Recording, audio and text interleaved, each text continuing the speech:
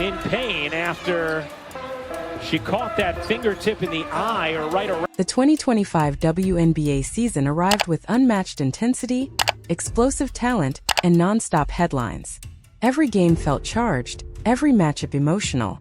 But instead of focusing purely on basketball, several players chose a more aggressive route, attempting to physically test rookie sensation Caitlin Clark. They believed intimidation would humble her. What they didn't realize was that this rookie wasn't fragile. She was forged in pressure.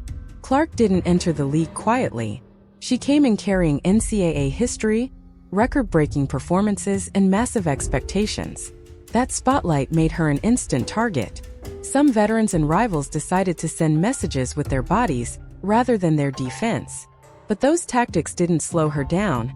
They exposed something much bigger about the league's growing pains. The first major flashpoint came courtesy of Chennedy Carter of the Chicago Sky. On June 1, 2025, during a heated matchup against the Indiana Fever, tensions boiled over.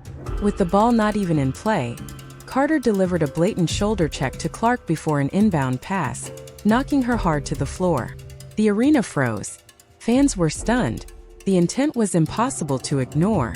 Officials initially ruled it a common foul, but after league review, it was upgraded to a flagrant one, officially acknowledging unnecessary and excessive contact. That decision opened the floodgates. While Carter avoided a fine or suspension, the reaction outside the court was brutal. Social media erupted, casting her as the villain of the season. The backlash escalated so rapidly that it followed Carter and her teammates beyond the arena, even reaching their hotel days later. A disturbing reminder of how toxic sports discourse can become. Through it all, Clark remained composed. She brushed it off, calmly stating it wasn't a basketball play, and she had no choice but to play through it. Carter's attempt to rattle the rookie didn't just fail. It permanently tied her name to controversy, turning her into a symbol of how not to handle the league's newest star. And that was only the beginning. Just 2 weeks later, the spotlight shifted again, this time to Angel Reese, another Chicago Sky rookie with a long and complicated history tied to Caitlin Clark. Their rivalry dated back to college, most notably the 2024 NCAA championship, and fans were already eager to dissect every interaction between them. On June 16, 2025, during another intense Sky vs. Fever matchup, Clark drove aggressively toward the basket for a layup. Reese contested the shot, but instead of cleanly meeting the ball, she made heavy contact with Clark's head. The impact was jarring. Officials immediately went to replay, and after review, Reese was assessed a flagrant one for excessive contact. Reese quickly downplayed the moment, calling it a standard basketball play.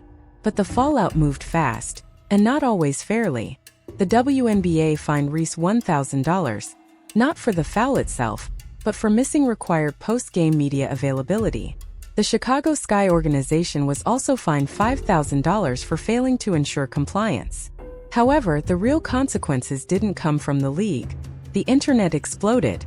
Reese became the target of an avalanche of racist and misogynistic attacks, with criticism spiraling far beyond basketball. What should have remained a discussion about physical play turned into a broader cultural debate involving race, privilege, media narratives, and how women's basketball is covered. The Clark-Reese rivalry was suddenly magnified to an uncomfortable level. Reese became a lightning rod for issues she never asked to represent, while Clark remained the central figure everyone reacted to. One on-court moment had ignited a full-blown cultural firestorm. And then when the playoffs arrived, the drama escalated once again. In Game 1 of the 2025 WNBA playoffs, another controversial moment unfolded, this time involving Dejanai Carrington of the Connecticut Sun. Early in the first quarter, just 90 seconds into the game, Clark attempted to swing a pass to teammate Aaliyah Boston. Carrington reached in to deflect the ball, but her hand accidentally caught Clark directly in the right eye.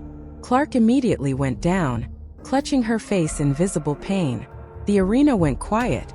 No foul was called. Moments later, cameras revealed Clark with a developing black eye.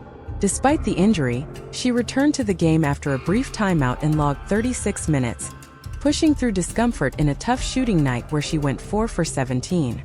After the game, Clark made it clear the contact wasn't intentional, urging people to simply watch the play. Carrington echoed the same sentiment, stating there was no reason she would ever aim to injure another player. But that didn't stop the outrage. Social media spiraled out of control. Certain commentators and fans accused Carrington of deliberate intent without evidence, unleashing a wave of racist and violent messages in her direction. The situation became so extreme that Clark herself stepped in, publicly condemning the toxic behavior and calling for stronger safety measures for players. What should have been a simple basketball accident became another example of how Caitlin Clark's presence magnified every moment, turning routine plays into national debates and placing enormous pressure on everyone involved. And this story, it was still far from over. The incident that changed the game's mood. Game 1 of the 2025 WNBA playoffs quickly took a dramatic turn after a tense on-court moment involving Connecticut Sun guard Chennedy Carter. Barely a minute and a half into the opening quarter, Caitlin Clark tried to whip a quick pass toward Aaliyah Boston. As Carrington moved to disrupt the play, her hand made unintended contact, striking Clark in the right eye while deflecting the ball. The collision was sudden and shocking, instantly shifting the energy inside the arena. Clark collapsed to the floor, covering her face as the crowd fell into an uneasy silence. Officials allowed play to continue, calling no foul on the sequence.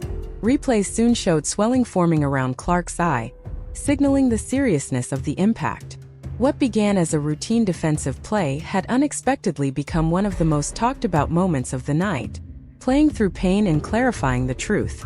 Despite the visible injury, Clark refused to sit out for long.